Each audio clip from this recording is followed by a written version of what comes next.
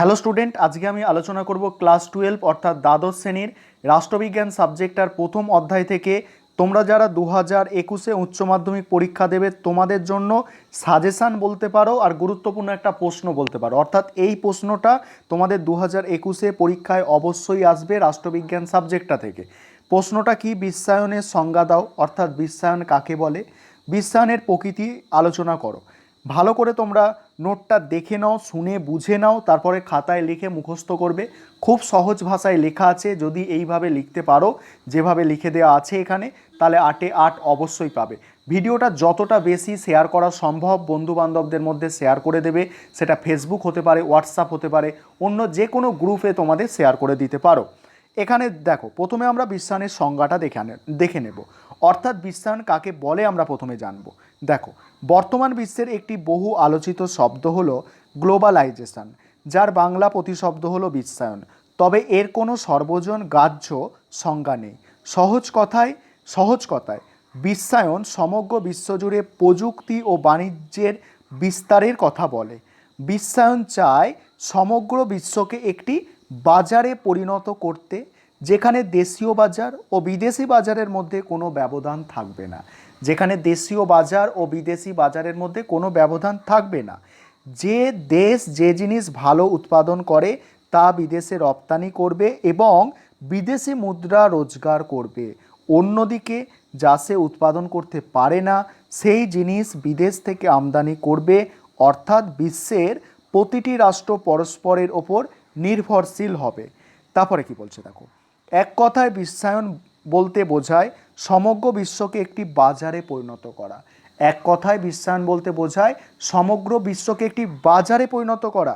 একে এমন এক বিশ্বব্যাপী প্রক্রিয়া বলে চিহ্নিত করা যায় যাতে রাষ্ট্র সংক্রান্ত ধারণার অবসান ঘটিয়ে অর্থনৈতিক, রাজনৈতিক, সামাজিক, সাংস্কৃতিক ক্ষেত্রে বিশ্বব্যাপী আদান প্রদান চালানো সম্ভব হয়। তারপরে কি বলা হচ্ছে দেখো, জোসেফ টিগলিস বলেছেন, বিশ্বায়ন হলো বিশ্বের বিভিন্ন দেশ ও জনগণের মধ্যে এমন ঘনিষ্ঠ সংহতি সাধন যা পরিবহন ও যোগাযোগ ব্যয় অস্বাভাবিকভাবে হ্রাস করেছে। অধ্যাপক রবার্টসনই বিশ্বায়ন ধারণাটির প্রবর্তক। তিনি প্রথম একে আনুষ্ঠানিক রূপ দেন এবং সংজ্ঞায়িত করেন। কি বলা হচ্ছে দেখো, রবার্টসনের সংজ্ঞা অনুযায়ী বিশ্বায়ন হলো পৃথিবীর বিভিন্ন রাষ্ট্রগুলির মধ্যে অর্থনৈতিক, রাজনৈতিক, সাংস্কৃতিক, সামরিক ইত্যাদি ক্ষেত্রে পারস্পরিক নির্ভরশীলতার অবস্থা। তারপরে আমরা দেখব বিশ্বায়নের প্রকৃতি। কি বলা হচ্ছে এখানে দেখো, বিশ্বায়নের প্রকৃতিতে বলছে বিশ্বায়নের প্রকৃতিকে মূলত যে সমস্ত দিক থেকে আলোচনা করা যেতে পারে সেগুলি হলো, এক হচ্ছে অর্থনৈতিক দিক। এখানে কি বলা হচ্ছে, বিশ্বায়ন প্রক্রিয়ার মূল ভিত্তি হলো তার অর্থনৈতিক প্রকৃতি। আন্তর্জাতিক অর্থ ভাণ্ডার, বিশ্ব ব্যাংক, গ্যাট চুক্তি, বিশ্ব বাণিজ্য সংস্থা অর্থনৈতিক বিশ্বায়ন প্রক্রিয়াকে বাস্তবায়িত করে। অর্থনৈতিক ক্ষেত্রে বিশ্বায়ন প্রক্রিয়ার প্রধান দিকগুলির মধ্যে রয়েছে বিশ্ব বাণিজ্যের দ্রুত প্রসার, লগ্নি পুঁজির অবাধ আদান প্রদান, বহুজাতিক বাণিজ্য সংস্থার অবাধ বাণিজ্য ও বিনিয়োগ, আন্তর্জাতিক ক্ষেত্রে তথ্য প্রযুক্তি ও তথ্য মাধ্যমের বিস্তার প্রভৃতি। তারপরে কি বলা হচ্ছে, দেখো, রাজনৈতিক বিশ্বায়ন বলতে বোঝায় সার্বভৌম জাতীয় রাষ্ট্রের কর্তৃত্ব হ্রাস। বিশ্বায়নের পূর্বে রাষ্ট্রের মধ্যে কোনো সংস্থা সার্বভৌম কর্তৃত্বের বেড়াজাল থেকে মুক্ত হতে পারত না। কিন্তু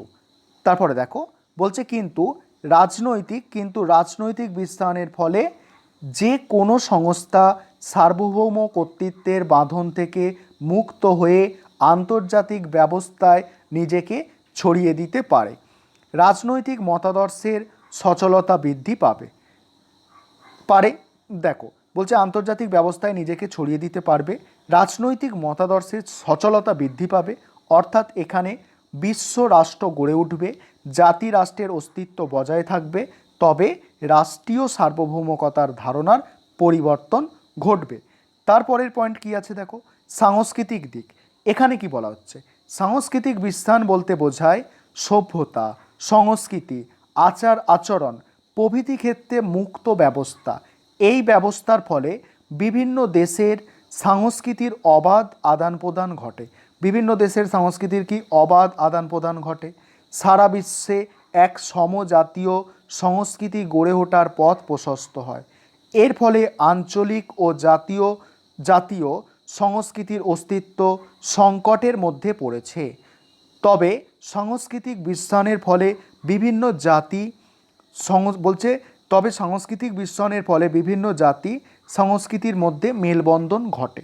বিভিন্ন জাতির সংস্কৃতির মধ্যে কি মেলবন্ধন ঘটে, ফলে উন্নত সংস্কৃতির সঙ্গে সবাই পরিচিত হবার সুযোগ পায়।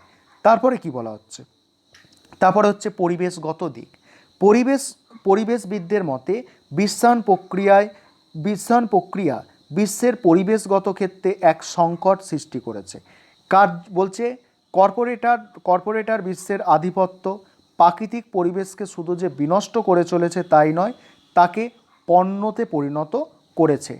তারপরে কি বলছে, পরিবেশবিদ বন্দনা শিবা তার গ্লোবালাইজেশন অ্যান্ড এনভায়রনমেন্ট গ্রন্থে তার মতামত ব্যক্ত করেছে। এবারে মূল্যায়ন। বিশ্বায়নের ধারণা বহুমাত্রিক, কারণ এখানে অর্থনৈতিক, রাজনৈতিক, সাংস্কৃতিক বিশ্বায়নের সমন্বয় ঘটেছে।